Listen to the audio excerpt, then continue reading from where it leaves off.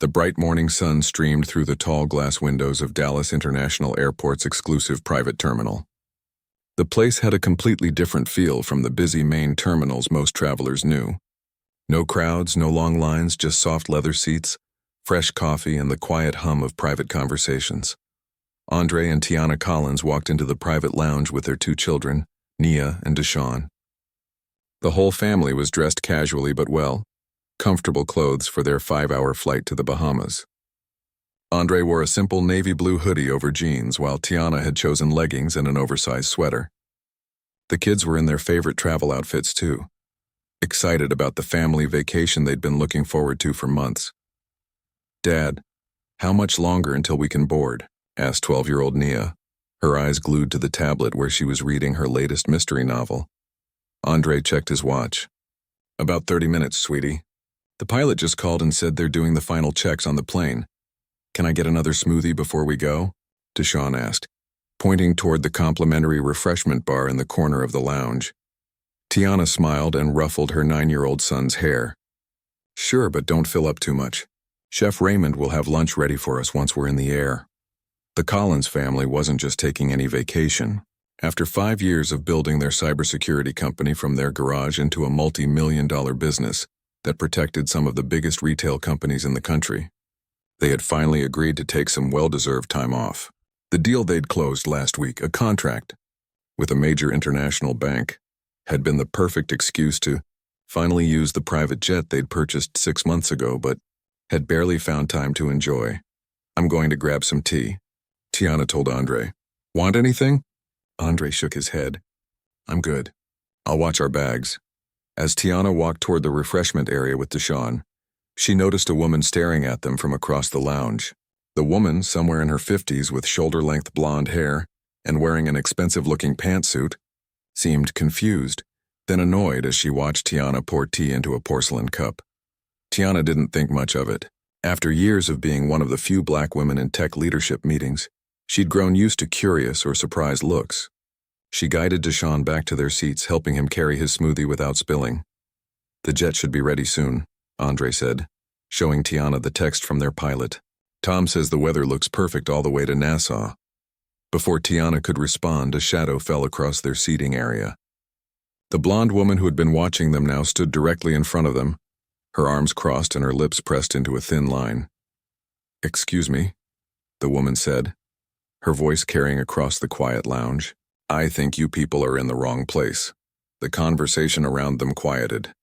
Andre looked up, his expression calm but questioning. "I'm sorry?" "This is the private terminal," the woman continued, gesturing around her with one hand.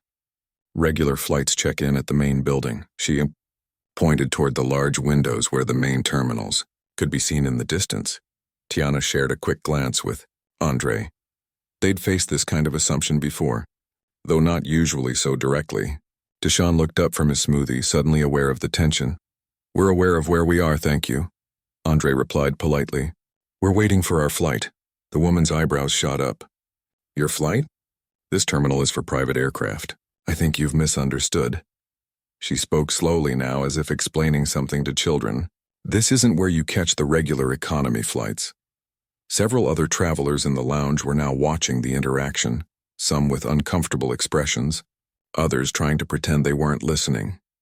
Tiana placed a protective hand on Nia's shoulder, feeling her daughter tense up. "We haven't misunderstood anything," Tiana said firmly but calmly. "Our flight leaves in about 25 minutes, and we're exactly where we're supposed to be." The woman, who would later become known across social media simply as Airport Karen, let out a short, disbelieving laugh. "Look, I'm just trying to help you avoid embarrassment. The economy check-in is about a 10-minute walk from here. You should head over there now if you want to make your flight." A young man behind the refreshment counter had noticed the commotion and was now making his way over, a concerned look on his face. "Is everything okay here?" he asked, his name tag reading Kyle VIP Services. "No, everything is not okay," the woman said before either Andre or Tiana could respond. "These people are in the wrong terminal and they won't listen to reason." Kyle looked confused for a moment. Then recognition dawned on his face as he turned toward the Collins family. "Mr. and Mrs. Collins, it's good to see you again. Is there a problem I can help with?" The woman's mouth opened slightly, but no words came out. This lady seems concerned that we're in the wrong place, Andre explained calmly, a hint of weariness in his voice rather than anger. Not at all, sir, Kyle said immediately. You're exactly where you should be. He turned to the woman, his professional smile never wavering. Ma'am, the Collins family are regular clients of our private terminal services. The woman's face flushed slightly, but instead of backing down, she doubled down. Well, there must be some mistake. Or special arrangement. She looked back at the family with suspicion. Are you with a tour group or something? Celebrity guests? Tiana felt her patience wearing thin, especially seeing how uncomfortable her children looked. Deshaun had stopped drinking his smoothie and was now staring at his shoes. Nia had put down her tablet, her eyes darting nervously between her parents and the stranger. We're not with any tour or special group, Andre said, his voice still level but with an edge of firmness that hadn't been there before. We're flying on our own aircraft. Now, I'd appreciate it if you'd leave my family in peace so we can enjoy the last few minutes before our flight.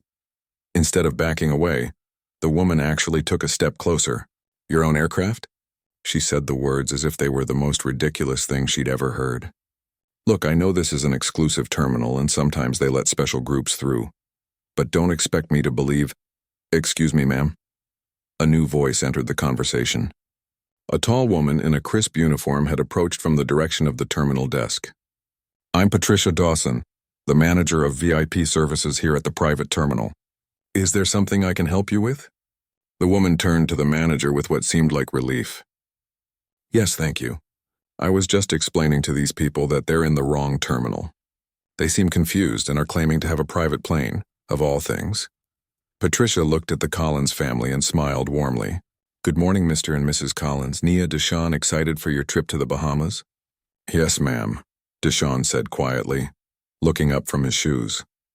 The blonde woman's confident expression faltered. The Collins family are valued clients here. Patricia continued smoothly. Their Gulfstream G650 is actually being prepared for departure as we speak. She turned her attention fully to the woman now. May I ask who you're waiting for, ma'am? Perhaps I can help you find your party. The woman stood frozen for a moment, her eyes darting between the manager and the Collins family. I'm meeting my daughter, she finally said. She said to meet her at the private terminal. What's your daughter's name? I'd be happy to check if she's expected, Patricia offered. Rebecca Winters. She works for Landmark Financial. Patricia nodded. Let me check that for you. She stepped away briefly to consult a tablet she was carrying. When she returned, her expression was apologetic but professional. Ms. Winters, I don't see any flights registered with a Rebecca Winters today. Is it possible you were meant to meet at the main terminal? Landmark Financial does have a corporate membership with the Airport Executive Lounge in Terminal C. The realization slowly dawned on the woman's face. Oh, I may have misunderstood. By now, most people in the lounge were openly watching the scene unfold. Some looked embarrassed on the woman's behalf, while others seemed satisfied to see the resolution playing out. Kyle can escort you to Terminal C if you'd like, Patricia offered. It's about a 10-minute walk, but we have golf cart service available. The woman glanced at the Collins family again, this time with a flash of embarrassment mixed with something harder to define. Pride, perhaps, or lingering disbelief. Without offering an apology, she nodded stiffly to the manager. Yes, I think there's been a mix-up. Terminal C sounds right. As Kyle prepared to escort the woman away, Andre spoke up.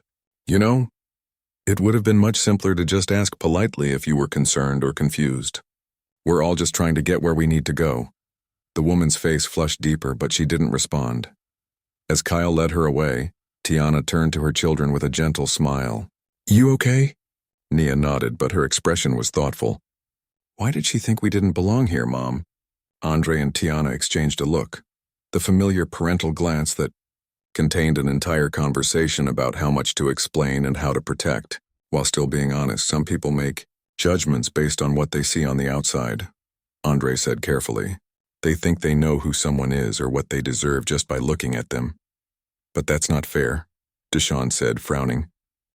No, it's not, Tiana agreed, squeezing his hand. That's why we always try to get to know people before making judgments. And it's why we work hard and stay true to ourselves no matter what others might think or say. Patricia, who had remained nearby, approached again with a genuine smile. Your aircraft is ready whenever you are, no rush. And I apologize for that uncomfortable situation. Not your fault, Andre assured her. Unfortunately, it's not the first time something like this has happened, and it probably won't be the last. Still, not how anyone should start their vacation, Patricia said. If you're ready, I can take you to the plane now. Or if you'd prefer a few more minutes in the lounge. Tiana looked at her family. What do you think, crew? Ready to get this vacation started for real? Yes, both kids said in unison, the unpleasant encounter already fading in the excitement of boarding their private jet. As they gathered their belongings and followed Patricia toward the tarmac doors, Tiana couldn't help glancing back at the main terminal visible through the windows. Somewhere over there, the woman was probably still trying to explain to herself what had just happened and why her assumptions had been so wrong. You know what? Andre said quietly as they walked, his arm around Tiana's shoulders. I think this trip is exactly what we need. A reminder of everything we've built, not just for ourselves, but for Nia and Deshawn. Tiana nodded, watching as their sleek white jet came into view on the tarmac ahead, the sunlight gleaming off its wings. They'll know a different world than we did growing up. A better one, I hope, Andre said. But they'll still need to know how to handle moments like what just happened in there. And they will, Tiana said with confidence, watching as her children walked ahead, pointing excitedly at their plane. Because they have us to show them how it's done. The family stepped out into the bright Texas sunshine, leaving the cool air of the terminal behind as they moved forward, toward their vacation, their future, and all the possibilities they had created for themselves through years of hard work, determination, and believing they belonged in every room they entered, or every private terminal for that matter. Little did they know, this was just the beginning of an encounter that would soon capture the attention of millions. The Collins family had almost reached their private jet when they heard someone calling after them. Excuse me, Mr. and Mrs. Collins. Andre turned to see Kyle, the VIP services attendant, jogging across the tarmac toward them. Patricia, the manager, had already gone ahead to speak with the flight crew. Everything okay? Andre asked as Kyle caught up to them, slightly out of breath. Yes, sir, Kyle said, nodding. But there's been a development with that woman from the lounge. She's refusing to leave for Terminal C because she doesn't believe you actually own the plane. He looked embarrassed having to relay this information. She's demanding proof and causing quite a scene.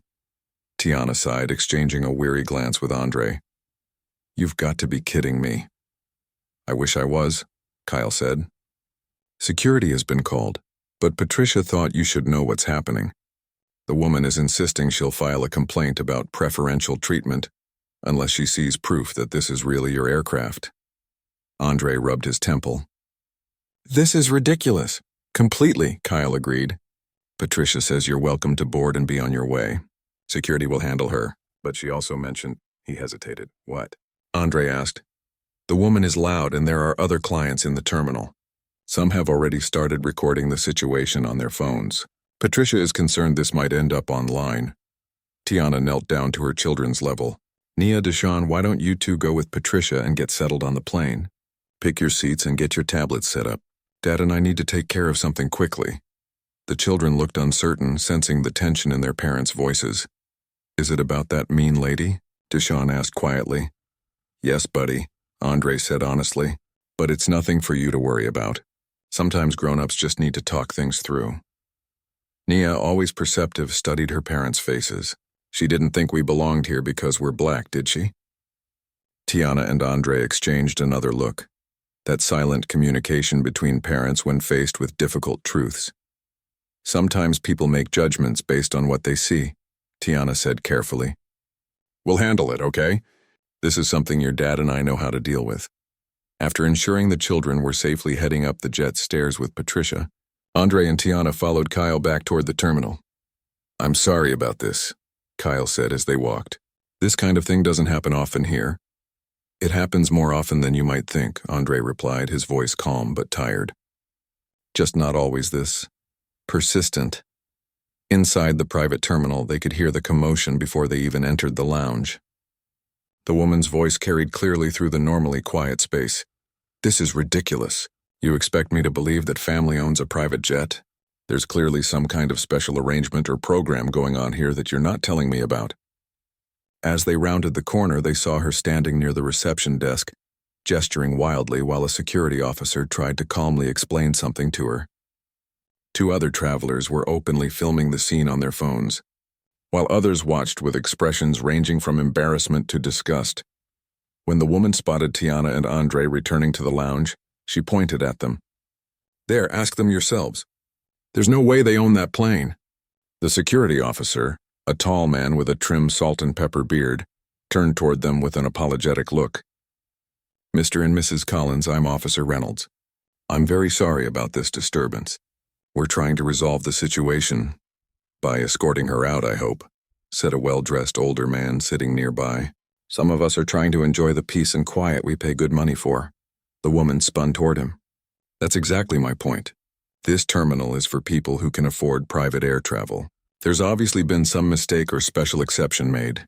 Tiana stepped forward, her patience visibly wearing thin now. "Ma'am, what exactly is it about my family that makes you so certain we can't afford to own a private jet?" The question hung in the air, direct and pointed. The lounge fell completely silent. The woman faltered for a moment, then said, "It's not about... it's just unusual, that's all. You're so young and? Andre prompted, his eyebrows raised. Well, private jets are extremely expensive," the woman finished lamely, though everyone present understood what she wasn't saying. Tiana took another step forward. "My name is Tiana Collins. My husband is Andre Collins. We founded Collins Cybersecurity Solutions 7 years ago. Our company currently protects the data of over 40 major corporations, including 3 of the largest banks in the country. Our annual revenue last year was just under $80 million. She paused. "Now, would you like to tell me again why you're so certain we can't possibly own that G650 sitting out there on the tarmac?" The woman's face had gone from red to pale. I didn't." "Yes, you did," Andre said, his voice quiet but firm. "You took one look at us and decided we didn't belong. You couldn't imagine how a black family might have earned the right to be in this space. So instead of considering you might be wrong, you've created a scene, harassed my family, wasted everyone's time, and now you're being recorded for what will likely become a viral moment of public embarrassment." Several people in the lounge nodded in agreement. The woman looked around, suddenly seeming to realize just how many people were watching and filming. "I was just confused," she stammered. "It was a simple misunderstanding." "No," Tiana said. "A misunderstanding would have been quickly resolved when we first told you we were in the right place. This went far beyond that. This became about your refusal to accept that your assumptions about us were wrong." Officer Reynolds stepped forward. "Ma'am, I need to escort you to Terminal C now, or if you prefer, we can continue this conversation at the security office." The woman glanced nervously at the phone still recording her. "Terminal C, please," she said quietly. As the officer prepared to lead her away, Andre spoke up again. "Before you go, I'd like to know your name." The woman hesitated, clearly not wanting to identify herself. "You felt comfortable enough to question our presence here," Andre continued. "I think it's fair we know who you are." After a moment, she answered reluctantly. Linda Hartwell," Andre nodded. "Well, Ms. Hartwell, I hope today has been educational for you. Maybe next time you'll think twice before deciding who belongs where based on how they look." As Officer Reynolds led Linda away, an older black couple approached Andre and Tiana. "Excuse me," the gentleman said. "I just wanted to say I admire how you handled that situation. My wife and I have been flying private for 15 years, and we've had similar experiences more times than I care to count." "It never gets easier, does it?" Tiana said with a sad smile. "No, it doesn't," the man's wife agreed. "But seeing young folks like you stand your ground gives me hope." After thanking the couple, Andre and Tiana made their way back toward the tarmac, both emotionally drained from the confrontation. "You know this will be all over social media by dinner time," Andre said quietly. Tiana nodded. "Probably. Part of me hopes it is. People need to see this still happens, even to successful black folks. I just hope the kids don't end up seeing it," Andre replied. "They've already dealt with enough today." As they approached their jet again, they could see Nia and Deshaun through the windows, already settled in their seats. Deshaun was showing something to Patricia on his tablet while Nia appeared to be reading again. "What do we tell them?" Tiana asked, pausing at the bottom of the stairs. Andre thought for a moment. "The truth, in an age-appropriate way." They're going to encounter this kind of thing themselves someday. Better they learn from us how to handle it with dignity. Tiana squeezed his hand. You're right. But first, let's get this vacation started. They deserve that, we all do. As they climbed the stairs, the pilot met them at the door. Everything okay, Mr. and Mrs. Collins? Tom asked, having witnessed their return to the terminal. It is now, Andre said with a smile that didn't quite reach his eyes. Ready for takeoff? Whenever you are, sir. Weather looks clear all the way to Nassau. Inside the luxurious cabin, Deshawn jumped up from his seat. Mom, Dad! Look at all the snacks they put out for us. His excitement was contagious, and Tiana felt some of the tension leave her shoulders. That's great, sweetie. Why don't you save some for after takeoff? As Andre and Tiana settled into their seats, Nia put down her book and studied her parents' faces. Is everything okay now? She asked quietly. Yes, everything's fine, Andre assured her. We can talk about it later if you want, but right now let's focus on our vacation, okay? Nia nodded, though her expression suggested she wasn't entirely convinced. As the engine started up and the flight attendant began her safety briefing, Tiana's phone buzzed with a notification.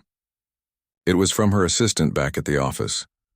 You might want to see this, the text read, followed by a link to a Twitter post that was already gaining traction.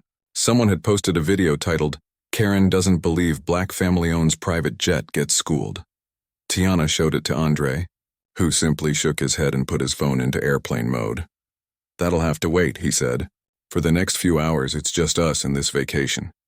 As their jet taxied toward the runway, Tiana looked out the window at the main terminal in the distance. Somewhere in there, Linda Hartwell was probably trying to explain to her daughter why she was trending on social media. Part of Tiana felt a twinge of sympathy. Public humiliation was a harsh consequence. But another part of her hoped this moment might cause Linda to reflect on her assumptions and perhaps change her behavior in the future. The plane accelerated down the runway, and Tiana felt Deshawn's small hand slip into hers as they lifted off. This is the best vacation ever, Mom, he said, his earlier distress forgotten in the excitement of takeoff. It sure is. Baby, she replied, squeezing his hand, and we've only just begun. As the plane climbed through the clouds, leaving Dallas behind, none of the Collins family realized that the video of their encounter was already spreading across the internet like wildfire, or that by the time they landed in the Bahamas, they would be at the center of a national conversation about privilege, prejudice, and what it means to belong in spaces traditionally dominated by wealth and whiteness. But for now, as the blue sky stretched endlessly ahead of them, they were simply a family on vacation, finally getting some well-deserved rest after years of hard work and sacrifice. And for the next few hours at least, that was all that mattered.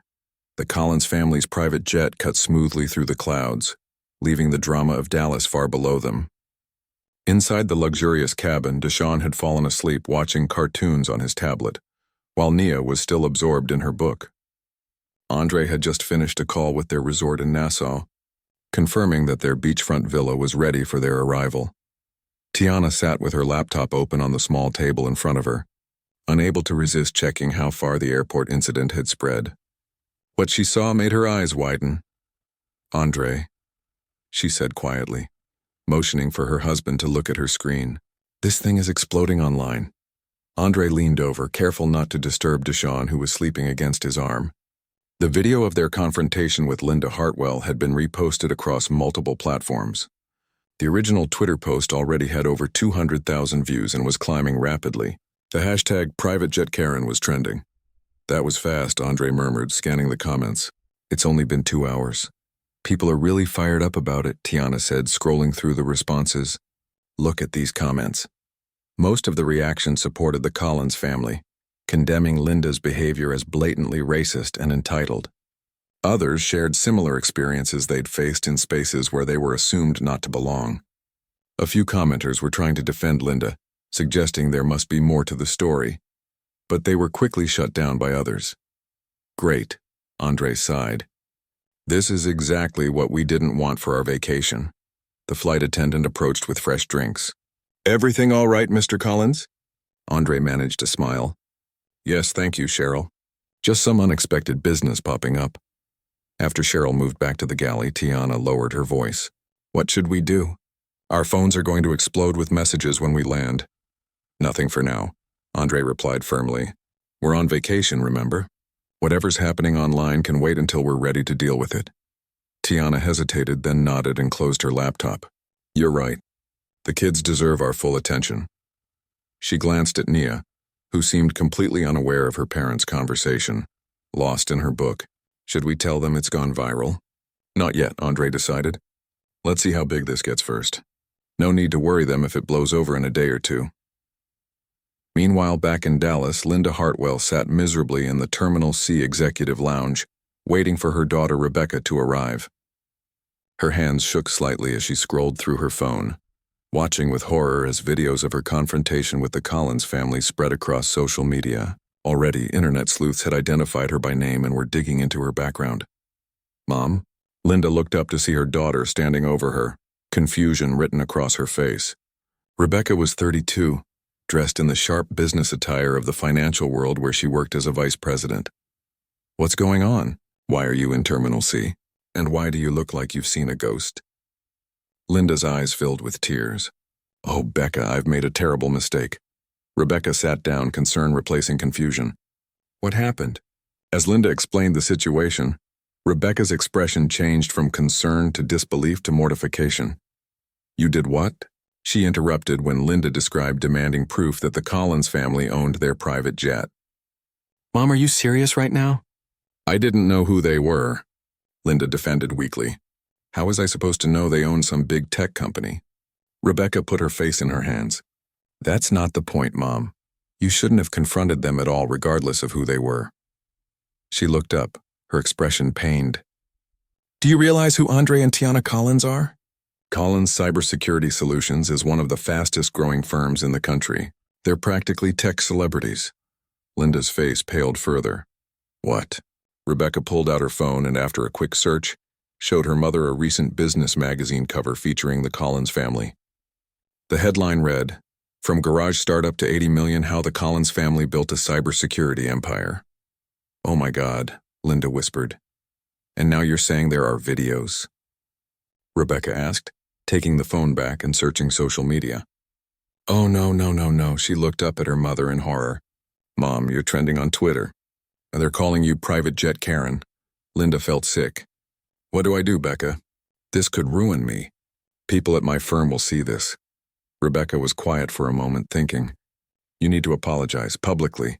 And it needs to be sincere, not one of those, I'm sorry if you were offended, non-apologies. She paused. But first we need to get you home before someone recognizes you here. 3 hours later, the Collins family landed in Nassau. The tropical air hit them with a warm embrace as they descended the steps of their private jet. A luxury SUV was waiting to take them directly to their beachfront villa. Look at that water, Dad, Deshawn exclaimed, pointing toward the impossibly blue ocean visible from the tarmac. Can we go swimming right away? As soon as we get settled at the villa, Andre promised, helping the driver load their luggage into the vehicle. Tiana's phone had been buzzing non-stop since they'd landed. She glanced at it briefly. 27 missed calls, 43 text messages, and, wow, hundreds of notifications across social media. Anything urgent? Andre asked quietly. Our PR team wants to talk.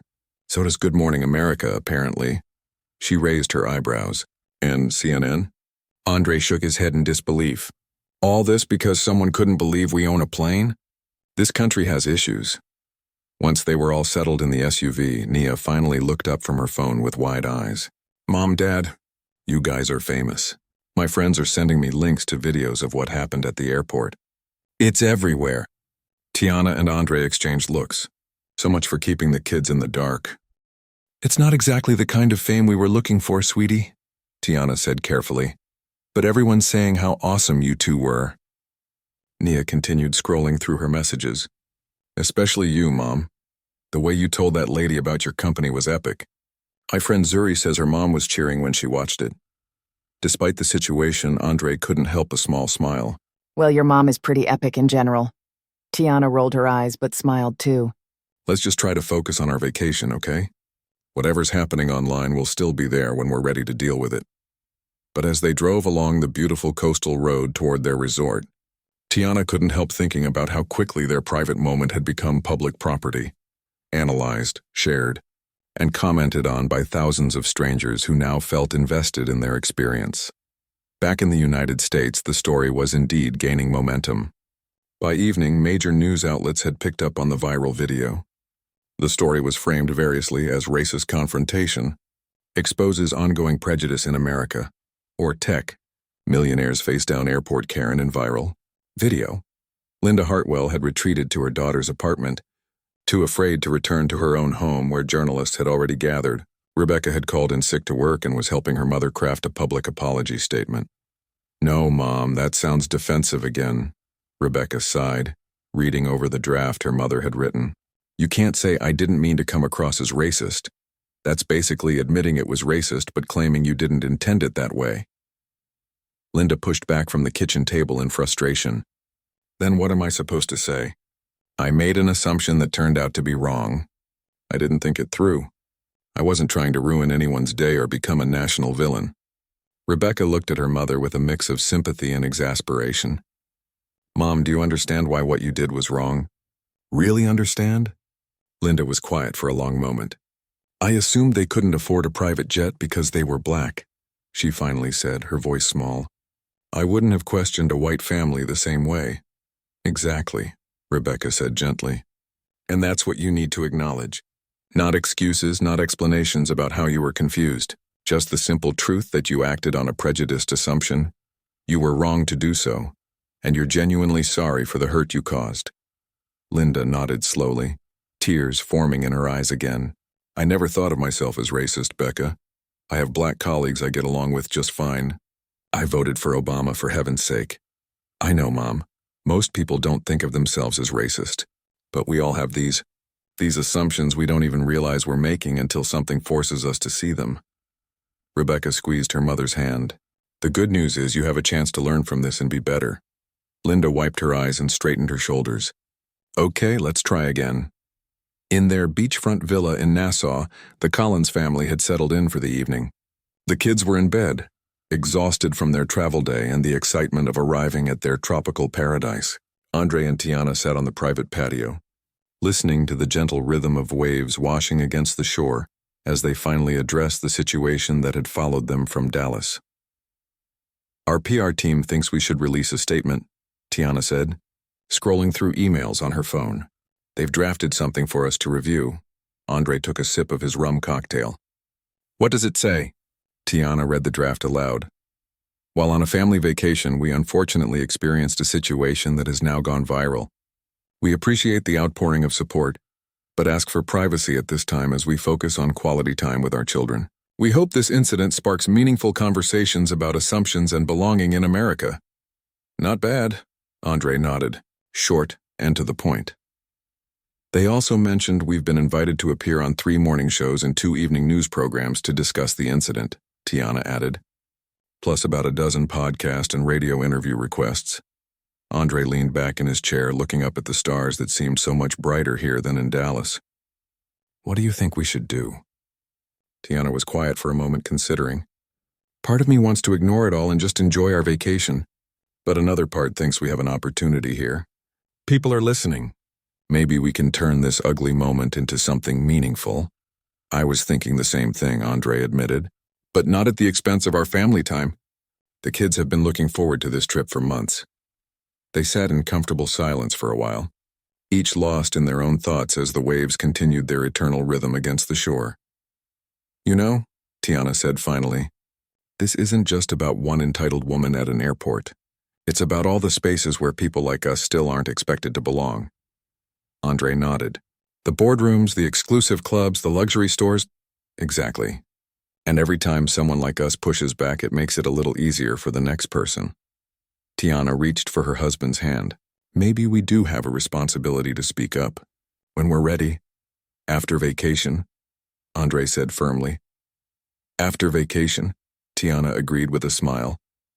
Neither of them could have predicted that by morning, the story would take yet another unexpected turn, one that would make it even more difficult to keep their private lives private, and would force them to decide just how public they were willing to be in the face of a conversation that America seemed eager to have. The Bahamian morning sun streamed through the windows of the Collins beachfront villa painting warm patterns across the floor. Tiana woke early, stepping onto the patio with a cup of coffee to watch the waves while the rest of her family slept. The peaceful moment was exactly what she had been looking forward to for months, but it didn't last long. Her phone buzzed with a call from Darren, their company's PR director. Despite wanting to ignore it, Tiana knew he wouldn't be calling this early unless it was important. "Morning, Darren," she answered quietly. "What's going on?"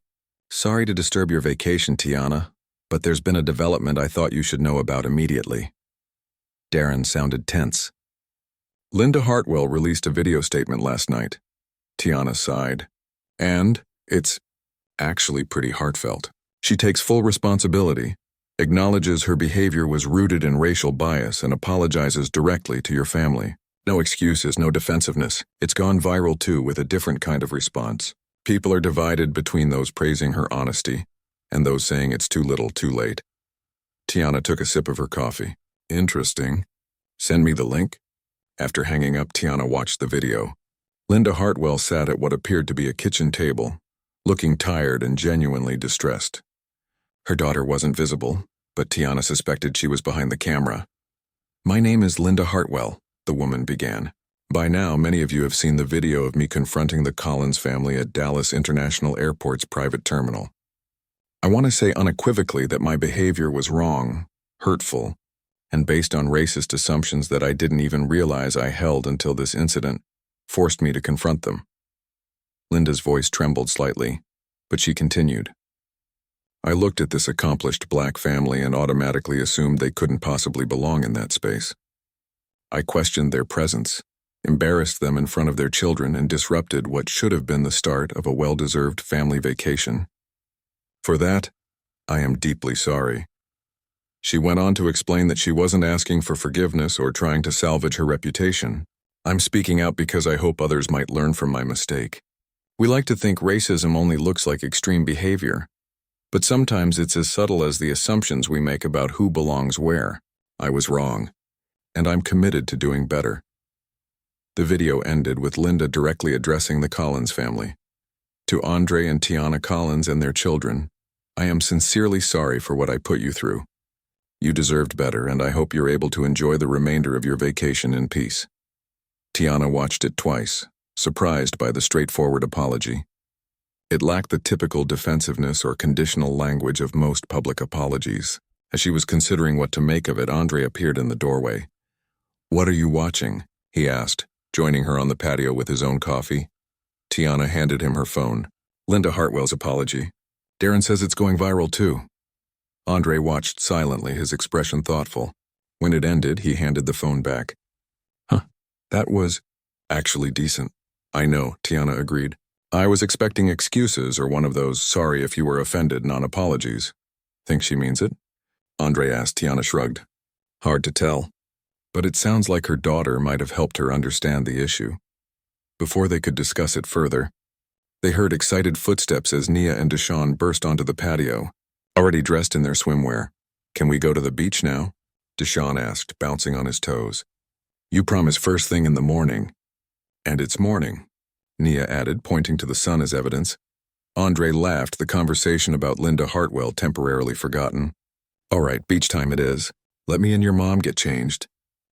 As the family headed to the pristine beach just steps from their villa, Tiana tried to put the whole airport incident out of her mind. For a few blissful hours it worked. They built sandcastles, splashed in the crystal-clear water, and collected seashells. The kids' laughter and the simple joy of family time pushed everything else to the background, but reality crept back in when they returned to the villa for lunch. Their phones were flooded with messages, friends, family, colleagues, and media all wanting to know their response to Linda's apology. Even more concerning, someone had recognized them on the beach and posted photos online with the caption, "Just spotted the Nalsher private jet family in Nassau." Giving them privacy, but wow, they seem super nice in person. "So much for keeping a low profile," Andre muttered, showing Tiana the post.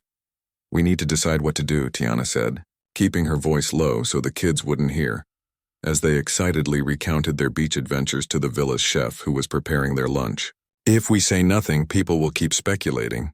If we respond, it drags this out even longer." Andre thought for a moment. What if we just post one statement and then turn off our phones for the rest of the vacation? Something acknowledging her apology but redirecting to the bigger issue? Tiana nodded slowly. That could work. Keep it brief, make one point about the broader context, and then focus back on our family.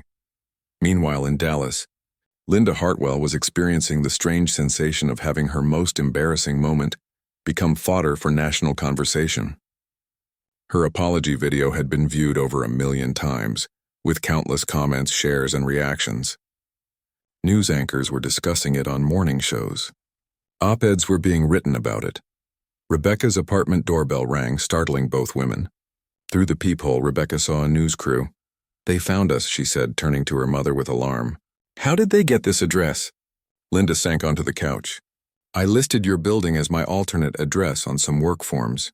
Someone must have leaked it." She put her head in her hands. "I'm so sorry, Becca. I'm ruining your life too." Rebecca took a deep breath and joined her mother on the couch. "You're not ruining my life. This will blow over eventually." She hesitated. "But I think we need to talk about what happens next. Your video was a good start, but actions speak louder than words." Linda looked up. "What do you mean?" "I mean, if you really want to grow from this, it can't just be about saying sorry on camera and then moving on. You need to actively work to change the thinking that led to this in the first place." The doorbell rang again, followed by knocking. Rebecca ignored it. "What exactly are you suggesting?" Linda asked.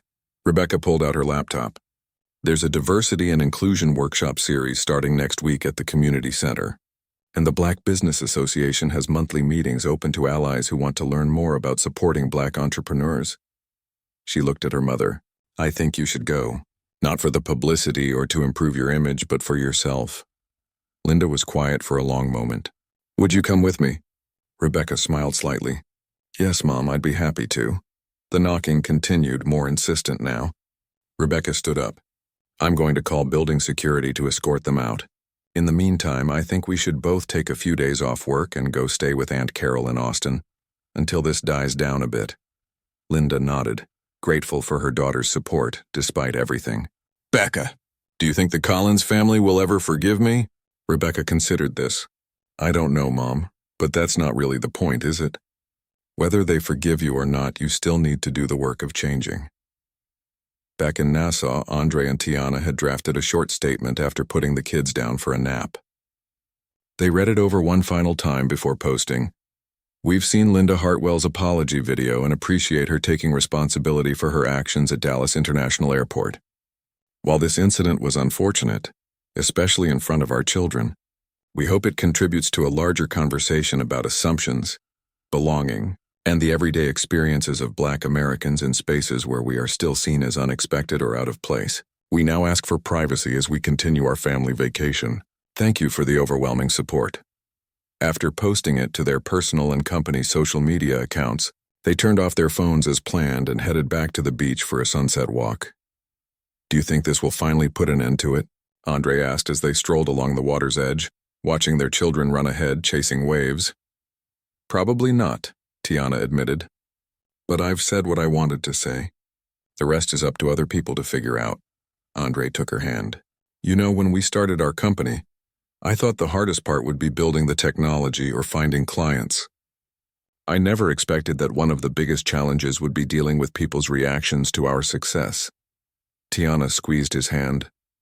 "Remember that investor who kept directing all his questions to you, even though I'm the one with the cybersecurity background?" Andre laughed. "Or the time that tech conference organizer assumed you were my assistant." "And now this," Tiana said, gesturing vaguely toward the world beyond their beach paradise. "It never really stops, does it?" "No," Andre agreed. "But we keep going anyway, and we make sure our kids see us standing tall through all of it." They watched as Naya helped Deshaun examine a sand dollar he'd found. The two of them bent over the discovery with identical expressions of wonder. Despite everything, Tiana felt a profound sense of gratitude wash over her. "We're doing all right, aren't we?" she said softly. "Better than all right," Andre confirmed, putting his arm around her shoulders as they continued their walk. Neither of them could have predicted that back in the United States, their statement was already generating a new wave of discussion, or that in less than 24 hours, They would receive an unexpected message that would change the trajectory of this whole experience in a way they never could have anticipated. 3 days into their Bahamas vacation, the Collins family had settled into a peaceful rhythm. Mornings were spent exploring the beach or swimming in their private pool. Afternoons often included naps for the kids while Andre and Tiana caught up on some light reading.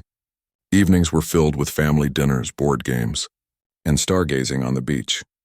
They had mostly succeeded in putting the airport incident behind them, keeping their phones turned off except for a brief daily check-in with their office. But on the 4th morning, Andre turned his phone on to find multiple urgent messages from Yasmin, their company's chief operations officer. "You need to call me ASAP," the most recent one read. "Something unexpected has happened with the airport situation." Andre showed Tiana, who sighed. "So much for our peaceful vacation. Should we call her now?" "Might as well," Andre replied. "The kids are still sleeping." They moved to the patio and called Yasmin on speakerphone. She picked up immediately. "Finally!" Yasmin exclaimed. "I've been trying to reach you for hours. What's going on?" Tiana asked, worry creeping into her voice. "Is it bad?" "Actually, no," Yasmin said, surprising them. "It's potentially very good. Linda Hartwell's daughter reached out to us through the company website. She wants to arrange a private video call between her mother and your family, completely off the record, no media, no recordings." Andre and Tiana exchanged surprised looks. "What for?" Andre asked. "She says her mother would like to apologize directly to you and your children. She was very clear that you're under no obligation to accept, and she understands if you want nothing to do with them." Yasmin paused.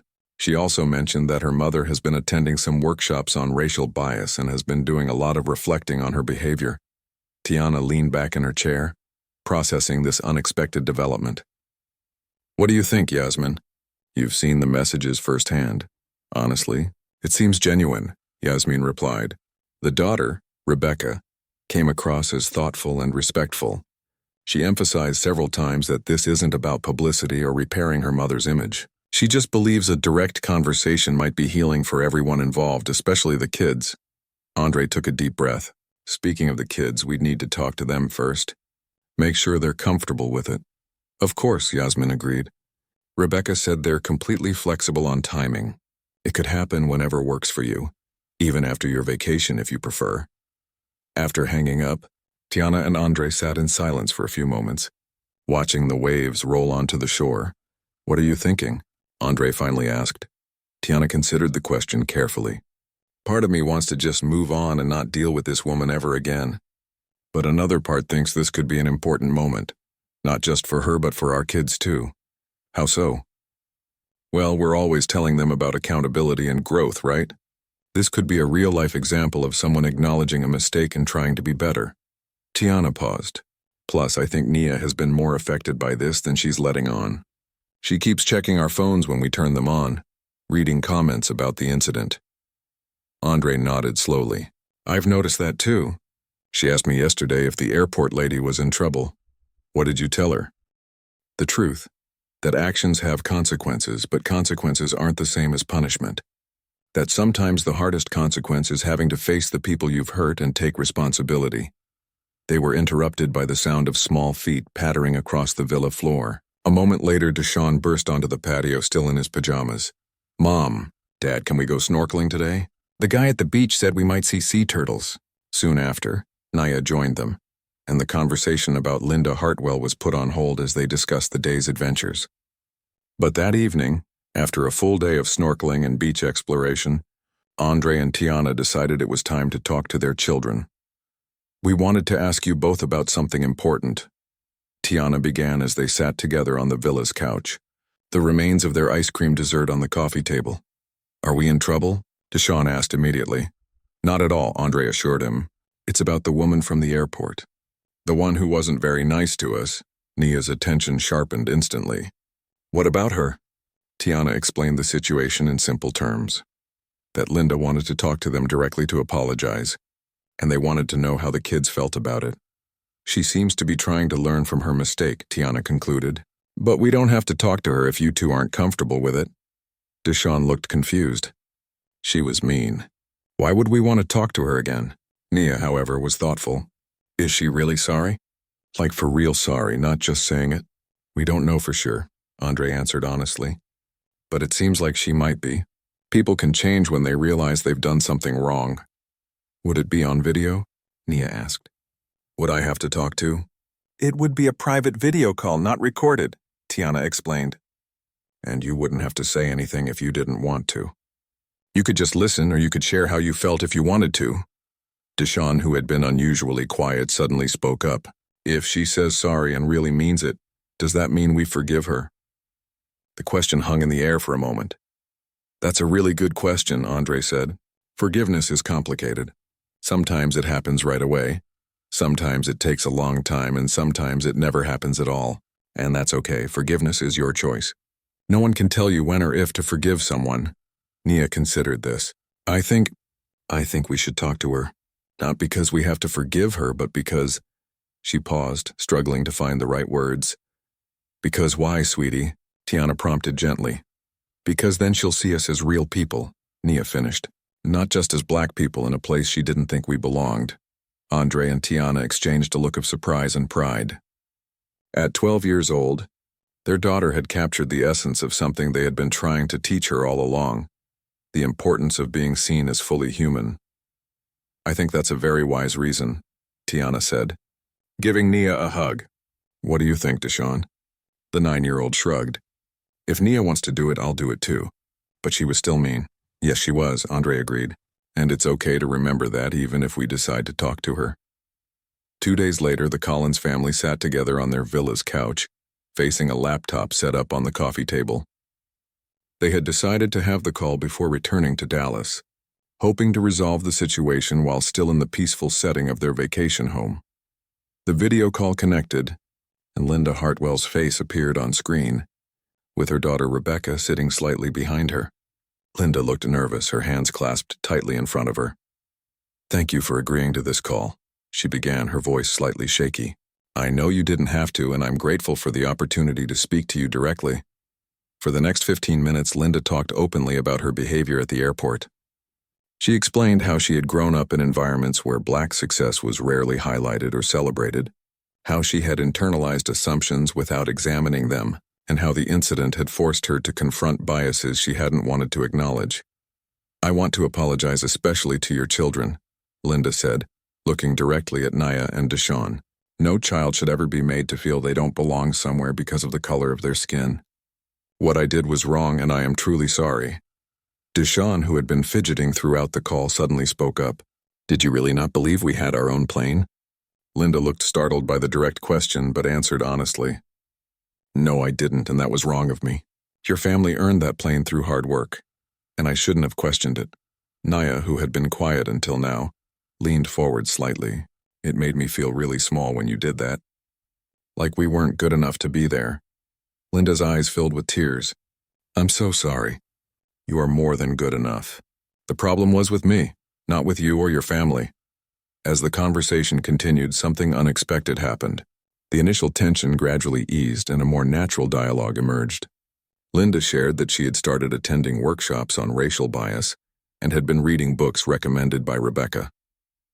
The Collins parents talked about similar experiences they'd faced over the years and how they'd tried to prepare their children for such moments. This isn't just about one incident at an airport, Tiana explained. It's about patterns that shape our lives every day. Linda nodded. I'm beginning to understand that. I can't change overnight, but I'm committed to doing better. By the end of the call, no dramatic reconciliation had occurred, no tearful hugs or pronouncements of forgiveness. But something more authentic had taken place, a human conversation across a divide that had seemed unbridgeable just days before. As they said their goodbyes, Linda had one final thing to share. I've decided to volunteer with a mentorship program for young entrepreneurs of color, she said. My daughter helped me find it. It's not about seeking praise or trying to make myself look good. It's about putting action behind my words and hopefully preventing other people from making the same mistakes I did. After the call ended, the Collins family sat in silence for a moment. Well, Andre finally said, that was unexpected. Do you think she meant it all? Nia asked. I think she did, Tiana answered thoughtfully. People can surprise you sometimes. Deshawn looked confused. So is everything okay now? Is the bad thing fixed? Andre pulled his son close. It's not that simple, buddy. One conversation doesn't fix everything, but it's a start. And sometimes a start is all you need to begin moving in the right direction. Later that evening, as Tiana and Andre packed their suitcases for the return flight home the next day, Tiana's phone buzzed with a notification. Their brief statement about Linda's apology, combined with rumors of their private conversation, had sparked a new wave of online discussion, this time focusing on reconciliation, growth, and the possibility of genuine change. Look at this, Tiana said, showing Andre her screen. People are actually having nuanced conversations instead of just picking sides. Andre smiled. Maybe some good will come from all this after all. As they finished packing, they could hear Nia and Deshawn on the villa patio, pointing out constellations in the night sky and planning their last day of vacation adventures.